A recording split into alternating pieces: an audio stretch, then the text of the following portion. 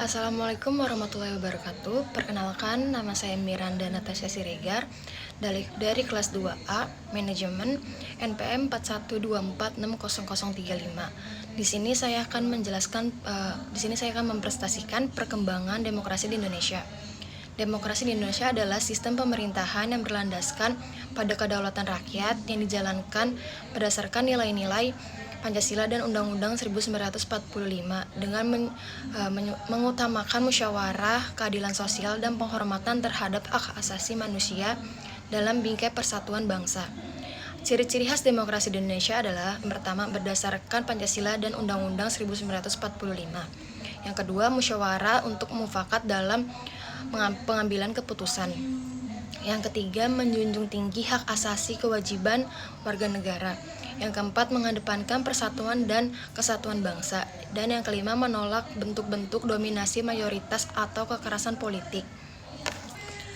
Era reformasi yang dimulai sejak 1998 membawa angin segar terhadap demokrasi.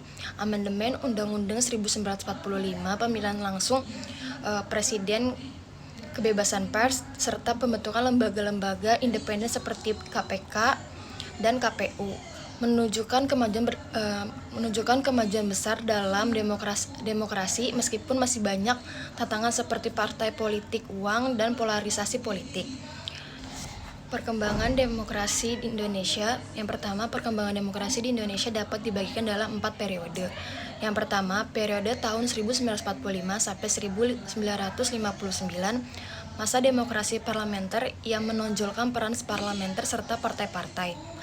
Yang kedua, periode 1959 sampai 1965, masa demokrasi terpimpin yang dalam banyak aspek telah menyimpang dari demokrasi konstitusional dan lebih menampilkan dominasi presiden dan terbatasnya peran partai politik serta peran ABRI sebagai unsur sosial politik semakin meluas.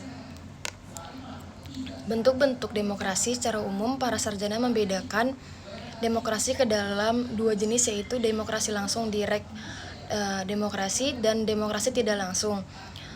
Torres melihat demokrasi dari 2 aspek, yaitu formal demokrasi dan substantif demokrasi.